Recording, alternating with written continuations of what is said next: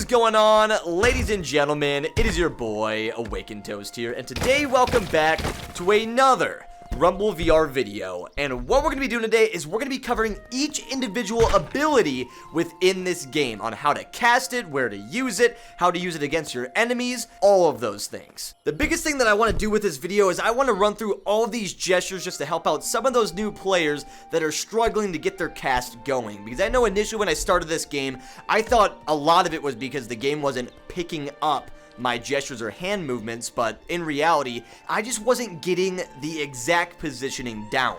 When it comes down to Rumble, the biggest thing is making sure that you're consistent with each of your casts. When it came down to actually getting these abilities to work, I literally spent about an hour and a half to about 2 hours just trying to learn the hand positioning and getting it super consistent. Because for me, whenever it comes down to those 1v1 fights, I don't want to be thinking about the next move. I want to just be able to do it without even thinking. I want it to be subconscious. I want it to be my muscle memory. I want it to almost feel like it's second nature when it comes down to casting this, because really in a lot of those hardcore 1v1 fights, you don't have the time to think. You have to be ready and on the go for all these casts, because otherwise, all the other players that you run into that have taken the time to go and learn all these spells, they are gonna mop the floor with you. One of the first things that I want to iterate within this video is making sure that your height is adjusted, because if you do not have your height calibrated correctly, you're going to be having a lot of trouble with your cast. Because if your headset's calibrated too short or too high, your hand placements are going to be completely different and you're just not going to be able to cast stuff. So the first thing that you're going to want to do is hold both of your arms out like a T-pose and hold the top 2 circle buttons on your controller. You should be able to hear your character have a little rustling of a bag, and that's the audio cue to let you know that your height has been readjusted. And once you've done that, you're all good to go. One of the first abilities that you learn within this game, and something that's really important in your long-range fights, is the disc cast. When it comes down to casting this bad boy, the most important thing is making sure your rotations are in a comfortable setting, to the point where you can reciprocate that every single time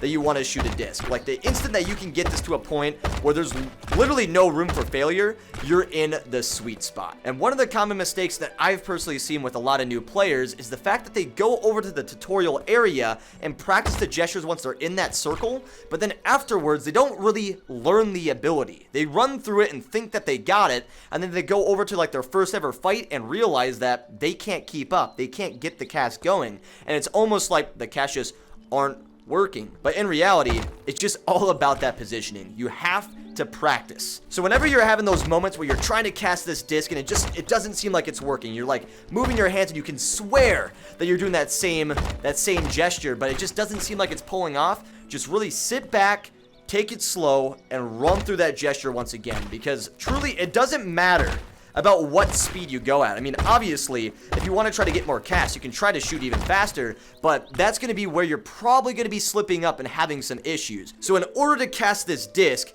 it's all about your hand positions. So when you actually go to cast this, you're going to want to have a rotation with both your left and your right hand, because your normal gestures, your hands should be palm up. And you don't even actually have to have your fist closed with this. You don't even have to be holding trigger or any buttons. It's literally just dependent on where your hands actually are for a lot of these casts. So I recommend to a lot of new players when it comes down to the disc ability is just take it slow, because a lot of players, they're going to be having a lot of errors when it comes down to just casting way too quickly. Because I even catch myself in some moments where I'm trying to cast like a big wall or something, and I just keep slipping up because I'm trying to cast it so quickly. Just sit back, relax, and try to get a slower cast. So then you don't have as much room for that error. And once you've really figured out those abilities and you got them on lockdown, then you can go and move on to the next one, which is known as the pillar ability. So now that you got the disc ability on lockdown, it's time to go and work on your pillar spawns. This is a great ability to use in the initial beginning phases when it comes down to defending against a lot of those disc spawns, because with a lot of new white belt players and whatever else, the 3 casts that people are going to be doing are disc, pillar, and straight, which is just your normal punch. Sometimes when I'm on this rock, it just doesn't work with the punches, and if you're having that issue, I usually recommend to anyone just to be a little bit further away and then reach for your punch, because you don't necessarily have to be right up on it to get a powerful hit. I mean, obviously enough if you want to feel like a little bit more realistic with it, 100% you can do that, but when it comes down to a lot of those fights, you're going to be having ping delay or whatever else depending on certain servers, so just to avoid any of those issues of walking into a rock and trying to punch it and it not working, just make sure to kind of keep your distance, hit a punch, make it work. But also another thing to mention about this punch is it's very important about your hand placement. If this is way too far up and this is far too low, you're going to notice that you're not going to be able to get a punch. Even if I go up here, nothing's going to be working because my fist is too high. I would say as for your left hand, you're going to want to keep it roughly about at your left eye level. So your controller will be literally at your left eye in the physical world. That's where you want to keep your fist. Then with your right hand, you'll just raise this up and just go forward. That's all you have to do. And this feels a lot more natural for positioning wise compared to the left hand. So just keep in mind whenever you're going to be doing a straight, keep your left hand at your eye level and your right hand right here. It's literally just a straight out punch, as simple as the term implies. It's a straight. Now going back to the pillars, this is the one that typically gets the new players a little bit confused because especially with like the gesture trainer over at like the main area, a lot of people don't realize that it actually shows two hand gestures. It's not just your right hand that is twisting up. You also have to twist your left hand back. As for this ability on how to cast it, the biggest thing is about your twist. So with your left hand, you're going to be pulling this back and twisting. Pull back and twist. Pull back and twist. With your right hand, you're going to be lifting that up and doing a clockwise twist. In the same time, you're going to be doing those two things, and it should look like this if you do it successfully. So keep that in mind. You got to be able to do both of those abilities in the same time, and even the slightest disposition is not going to let you get that spawn. If you're too low, it's not going to work. If you're too high, it's not going to work. You have to make sure to keep it right in the sweet spot. The game is incredibly strict when it comes down to all these gestures, and I want to reiterate that as much as possible. If you're not able to cast it in the game, it's because you're not getting it at the right spot. So just a reminder for this pillar ability, make sure with the left hand is back and twist, back and twist. Right hand is up and twist in the same time. It's not just going up and then doing it, it's in the motion of your cast. So you're going to be twisting as you're moving your hands. You don't want to just go like up and then twist it. You want to make sure that that rotation is happening on that direction of travel. And that's the same that goes for your left hand. And if you get it correctly, you'll be able to do this no problem flat. Like you'll be able to cast these consistently to the point where you can almost get it in every single cast. And I mean, obviously enough, I'm not perfect. I'm going to have issues every now and then with my hand placements, but for the most part, I know that I can consistently get this ability at least 3 times in a row before I usually have at least some errors. And that's something along the lines that I definitely recommend to anyone that is practicing these abilities is just try to get the cast so many times in a row to the point where you're like, I have this down. Because when I was doing disc, I thought I had it. But the harsh reality about a lot of these casts is the fact that you really think that you have it, but you don't. You need to like over practice to the point where it becomes muscle memory. I want to reiterate that so much in this video, and it's probably getting old to the point where you guys are like, just stop saying it. But I just want to make sure to push that as much as possible so like the message gets across, like you have to practice for this game. Do not expect to get it on your first try. And even if you do end up getting this cast on your first try, keep going to the point where you can just keep casting over and over and over and over again. Otherwise, you are going to have a very, very difficult time. So once you've already had your run-throughs with the disc, the pillar, and also the straight, then try to do these things consecutively and just re-practice them and re-practice them. One of the practices that really worked for me was doing this in 3s. So basically I do a series of 3 casts on each of the abilities to the point where I could do it consecutively every single time and never miss it. So basically you just go 1, 2, 3, 1, 2, 3. And once you feel like you've done the series of 3s enough times, I like to try to go and cast it 5 times in a row and see if I can get it all the way up to that. So basically I do the series of 3s back and forth, back and forth, back and forth. So I do like disc, disc, disc, pillar, pillar, pillar, disc, disc, disc, pillar, pillar, pillar. And then I would try to do disc, disc, disc, disc, disc, just to prove furthermore that I have the ability down. because when it comes down to repetition and practice, that's where it's going to really show. If you can manage to go through all of those series of things of casting it 3 times in a row, back to back to back to back to back to back, and then also be able to get that series of 5 at the end, I generally feel at that point you're getting very consistent with your spell casting and you're ready to move on to some more of those advanced learning techniques. So now we're on to the fun stuff. These are the abilities that I personally use primarily in a lot of my combat. Because, I mean, don't get me wrong, I do like the disc and I do like the pillar.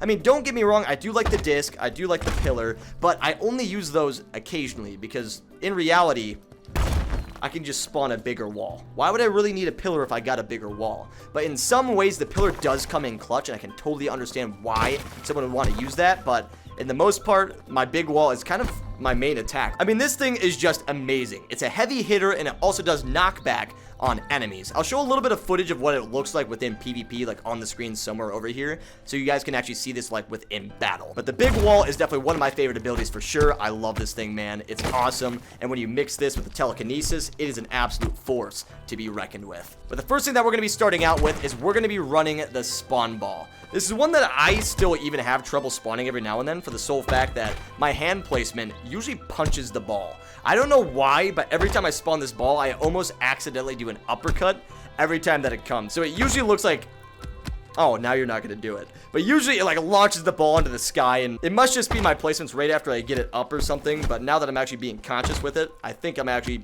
doing a little bit better with it. But those uppercuts seem to kind of blend right into this attack accidentally, so just be careful with that. So if you're ever going to be doing the spawn ball attack, make sure when you do this cast to keep your hands at that location or go for a straight, because the biggest thing about that is if you're going to be punching on those things like with your little uppercut ability, it's going to be a mess. You're never going to be landing it on your target doing that. Even being able to go and ground this with a stomp and hit him with a straight, it will also give it a lot more power behind it when you're attacking your enemies. Now onto the hand placements. So with this one, you're going to want to bring it up in kind of a swoosh motion.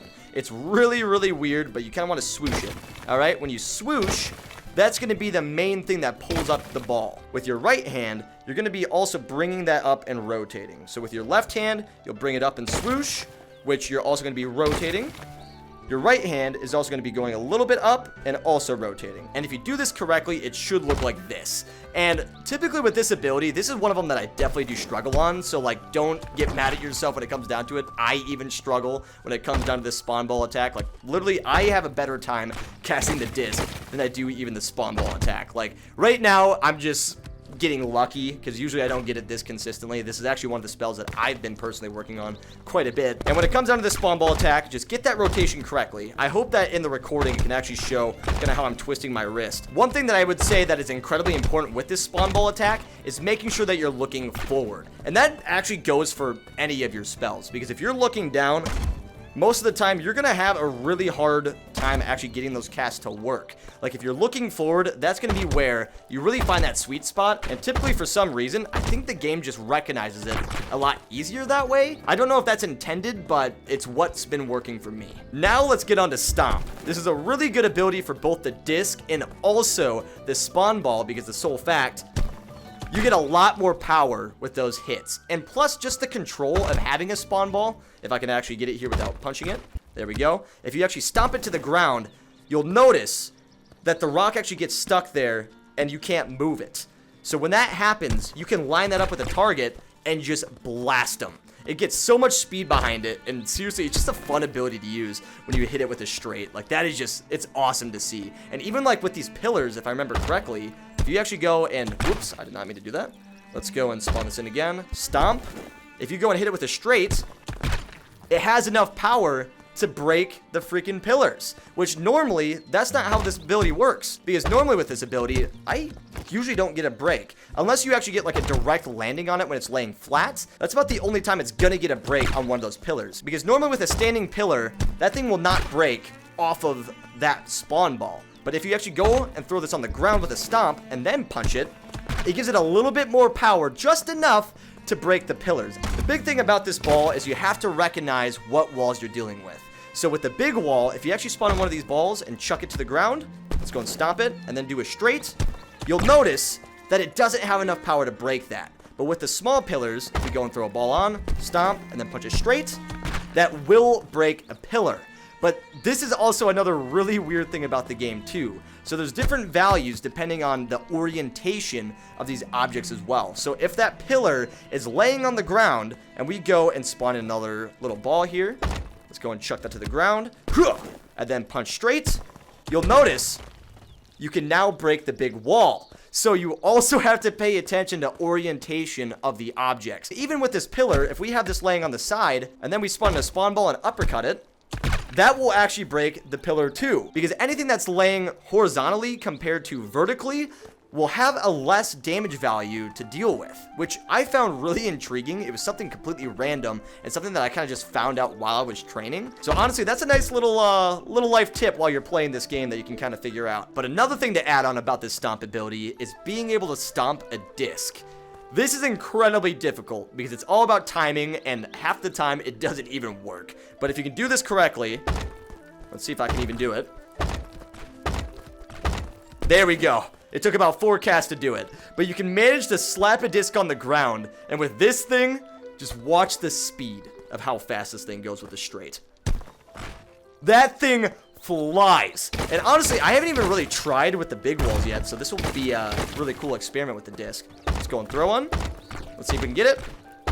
There we go. There's a disky poo. So let's go and take this disc and straight it. Looks like it does not break the big wall, but if we go and knock that over, then we'll go and grab a disc. You have to be so quick with this. Oh my god. So now that the wall is laying on its back, let's see if we can get it straight. That does not break it. So actually, you're better off getting a regular spawn ball and hitting that way in order to get those breaks.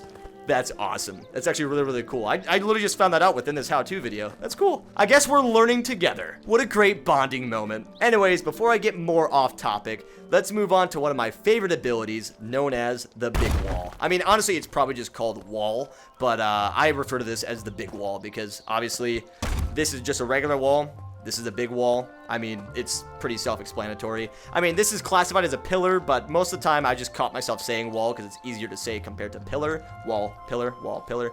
And then the big wall, I mean, like I said, it's huge. But this ability is definitely one of my favorites. I absolutely love the big wall. The things that you can do with this thing and the power that packs behind it is just... it is wild. And plus, the gesture for the big wall is incredibly easy. All you have to do is keep both hands at the waist and then just lift up and out. Up and out, up and out, up and out, up and out. And you can just sit here and do it again and again and again, and you will be addicted to how good this ability is because it just works. Like, it seriously just works, like, every time. It's very easy to learn. I would say probably in the game, this is one of the easiest, if not is the easiest, ability to learn in terms of becoming an earthbender. Now let's move on to the kick. This is one of the abilities that I usually refer to as lift. If you ever seen any of my videos, most of the time when I talk about it, I consider this a lift just because it makes more sense to me. It's like lifting the object. So like, to me, lift makes more sense than kick, but that's just a personal preference. But this ability, in theory, just basically lifts up objects and allows you to punch them. So you basically can lift up and hit with a straight. Or if you mixed it like you just saw there, if you do in the same timing, you'll actually be able to lift up and punch. But most of the time, a lot of people just go lift, punch. And then you just go again, lift, punch. Lift, punch. And it's seriously as simple as that. With the hand placements, you're going to be having this just like you would for a regular straight, but instead, you're going to be bringing your fist on your right hand or left hand, depending on your orientation. I completely forgot to mention that in the beginning of this video, too. All of the gestures are ambidextrous, so if you're left or right-handed and it's more comfortable going and doing a lift with your left hand, you certainly can. Obviously, for me, it's really, really awkward, so personally, I don't do that. But this also works for any of the abilities. So if I wanted to go and do disc and whatever else, you can still cast with your left hand compared to your right. But I mean, honestly, for some players, they might have fun just switching between the two and doing it like the ambidextrous way. And maybe that could even be a new skill or combo to learn within the game. I mean, more power to you if that's something you want to learn. But for me, I think I'm just going to stick with my right hand. But to get back to it, all you want to do is keep your one hand up and drag the opposite hand down. You just drag it down, and that's all you have to do in order to get your kick or lift, whatever you want to refer to it as, to get that to work. So it's as simple as this. And another really cool thing that I see a lot of advanced users doing is they'll go and spawn in with other objects, and then they'll go and spawn that up, do a jump, and then go and get a punch. It's freaking wild. I mean, even for me, this is difficult because usually I can't get close enough to actually punching the object, but it's also a very high risk, high reward type of scenario because if you're close to the edge and you decide to go for like one of these punch attacks, like let's say we go for lift, up, punch, you can launch yourself right out of the map, and that's game. Like, you got to be really careful and like really aware of your surroundings because, I mean, the simplest mistakes of even just casting too many disc near the edge of the map, you're already knocked out again. So, like, you definitely got to pay attention to a lot of the little things, and a lot of this stuff, you're going to be learning throughout your experience of just doing more and more 1v1s. But yeah, for the most part, that's going to be the lift. Now let's go and move on to spawning the cube. Alright, the spawn cube, man. This is also another really cool ability. One of my favorites that I definitely use. Second to the big wall. One of the best things about this cast is the fact that it's got so much lifting power. So if I go and spawn in 2 cubes, you can notice the height difference that this thing has got. So let's go and spawn in the big wall, and then we'll do a cube. Look at how much that lifts the big wall, man. So like if you have, let's say, another enemy that's running and jumping over one of your walls, you can spawn a cube in order to block them, which is really awesome. This would be super helpful if I had a second player to actually kind of show that off. But basically, this is your anti-air defense. If you need to go and lift something up and block an enemy or even hit them with another object in a creative way, this combo can prove very useful. Or even, let's say for instance, this pillar here is your enemy, right? You got an enemy right in front of you and you have this wall blocking your vision, right? You can instead spawn a cube in, maybe shoot a disc, it hits your enemy straight in the teeth. It's a really unique strategy, but it is definitely hard to use. So, I mean, it looks easy on recording, but once you actually get in the game and you try it yourselves, you're going to realize it takes a bit of practice to get your hands on that. But let's talk about the hand gesture, right? So with the cube, you're going to want to do something kind of similar to your wall spawn. It's very similar to wall, and you'll even catch it sometimes where you'll accidentally cast a cube when you're trying to cast a wall, and vice versa. So that will happen just because the abilities are so freaking similar, because even the slightest tilt in your wrist can determine whether you spawn a cube or you spawn a wall. But with this gesture, you're going to be holding them both at your waist, and when you turn, you're going to rotate up while you're doing it. So you're going to move up.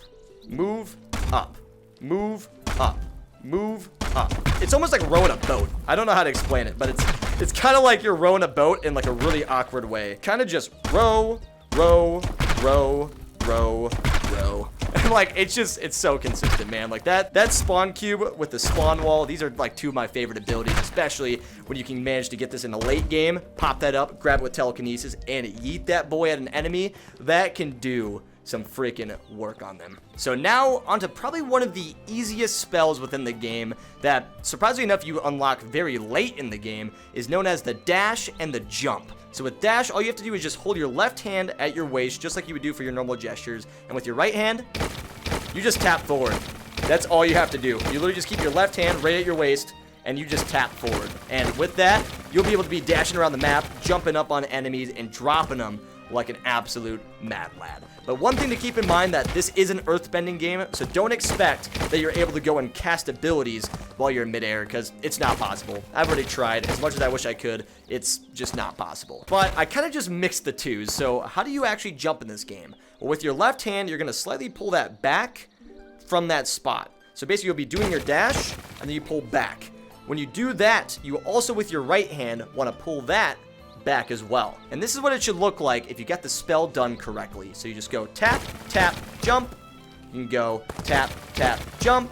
And I kind of just went around the playground, kind of just zipping around using the dash to try to get it a lot better. But I mean, for the most part, it's a very easy spell to learn. And for the most part, even with the jumping and the dashing both, they're very intuitive. They're very easy to learn. And once you got them, I mean, there's not a lot of practice involved. For the most part, you're going to be able to get, you know, the jump and also the dash figured out within like a minute of playing the game. So just keep in mind, it's all about the hand positioning. And once you got that sweet spot, I mean, the dash and the jump are just essentials for your late game. Okay, for these next abilities, I'm going to be doing all of the ones that are based off of like telekinesis or like levitation all in one go. So what we're going to be covering is we're going to be doing hold right, which is like your main telekinesis ability. We're also going to be doing fling and another really big one known as parry. So basically, if you ever have a moment where there is another block that's coming towards you, the parry is going to be an ability that is super useful, as this allows you to basically freeze whatever object that's coming towards you in midair and be able to react to it in whatever amount of time. So if this is launching up and coming towards me, oh no, now I got the block, I can take control of this thing, use it with telekinesis, and go and throw it, towards my enemies, which is amazing. Very, very useful. But the thing is, when it comes down to the whole parry one, that sweet spot is still a little bit tough for me as well. Like, I can't get it every time, but the one thing that definitely helped me out was making sure that both of the fists were a lot more vertical compared to forward. I think when I was like initially trying it, I always had my fists like slightly tilted forward, but in reality, you're supposed to have them very vertical. And this one also wants to be a lot lower kind of towards your waist. So if the block's coming towards you, block. Now you got your parry, you can go and react to that bad boy and shoot it back, do whatever else. It's freaking awesome. Now going over to one of my favorite abilities, known as the hold right. This is the basic iteration of having a telekinesis in-game, which I love this, man. Anything that includes telekinesis, levitation, and that type of control is just so freaking cool. And in this game, it is beyond satisfying to use, especially with earthbending. Like, that mix is just such an incredible blend. I don't know who thought of that idea, but props to the team for adding that in the game. As for the casting gesture on this one, you'll be wanting to hold both of your hands in front of you, as I'm doing here. So basically palm flat, and the other one's going to be vertical. So when you do this, you basically have it in your hand. But you'll also notice when you're using this telekinesis, when you try to throw it, sometimes you really don't have that type of control, or sometimes it's like glued to your hand. One of my buddies, effing hate it, had that issue when it felt like the object was like glued to him. He couldn't throw the object. So one of the things that I try to do personally in order to avoid that type of issue is I remove the right hand. So basically the telekinesis is only binded to the one hand that's controlling it. So then when I throw, most of the time the object follows. I mean, honestly, this is just what works for me. It might not work for you, but this personally has been the most consistent that I've ever had telekinesis working within this game. But we're not just done yet, because we have another ability known as Fling. This one, I really don't know how I feel about it. I mean, it's cool in a way, like you can use it for like blocking stuff and whatever else, but I've noticed that it kind of gets glued to my hand, and I don't know if there's any other way to basically get rid of it, because it just kind of sticks here, and I don't think there's really anything that you can do other than just kind of smash stuff with this and use that as a control. But other than that, I mean, you can kind of slingshot it back and forth towards your enemies and whatever else, but I mean, I really don't think there's any other way to get this out of your hands, unfortunately. I mean, honestly, it's kind of just stuck and binded to you, so just be warned whenever you are using this ability that you use it wisely, because whenever you do use it, a lot of the time you'll kind of launch it forward and bring it back and hit yourself outside of the map. So, I mean, it's a double-edged sword. It's a really cool ability, and I'm sure that you can actually have some really cool effects with it, but you just got to be careful, because it definitely is a, it's also very easy to cause damage to yourself. But other than that, I think that's all the abilities but one. And the last and final ability that we're going to be learning today is known as the Explode. I mean, this is probably the easiest spell to cast. All you have to do is be looking towards the object that you actually want to go and throw this effect on, and then you just clench your fist. You just basically clunk your fist together, and there you go. You'll see like this circle spawn around and kind of like a little crackling sound on them. And what this does is it makes this object have an explosive radius. So let's say if I was standing within here, right? And let's say if I go and grab this cube and smash it on this bad boy, this would blow me back because I was in the radius of where that explosion was. So if there's even any players within that circle, they'll be having the effects of the explosion. But also, the greatest part about that too is if you end up having that direct hit on the player, that can blow them out of the map. There is so much speed and velocity when it comes down to that direct attack with the explosion that this ability is incredibly useful in terms of just having that be a game finisher. Like, even there you can see how far that ability can really make you go. Just really can show you how much power is behind that. Okay, I guess I did end up forgetting about one ability, which was the uppercut. So I'm actually post-recording this because I went through my entire video to then realize I completely forgot to do some coverage on this one. So in order to do the uppercut, it's pretty self-explanatory. Basically, if any object is in front of you, your hand will basically move up like that, and your back fist will be moving back as well. So let's say if one of the objects is popped up in the air, right? So when that's popped up, you can use the uppercut to also push it a little bit further. But personally for me, I enjoy just actually using the straight ability compared to just doing the uppercut and whatever else. But you can also do some pretty interesting combos if you uppercut into a straight. I mean, personally though, I think the best way is going from like basically a lift into a straight because you get a lot more coverage with that. Personally, like the whole uppercut thing, like I think the only time I maybe use it is like if I can get a block on something. But other than that, guys, that's gonna be it from me. If this video helped in any way, shape, or form on learning these gestures within the game, then be sure to smash that motherfucking thumbs up and subscribe to the channel if you guys are new, so you guys can stay up to date with all the VR content we post. And also on top of that, if you have any more questions on the game, if you need any more help, be sure to drop some comments down in the comment section below. I'll try my best to respond to as many of those as possible. But other than that, ladies and gentlemen, this will be it from me. Hope you enjoyed the video, and as always, keep it toasty, my friends. Laters!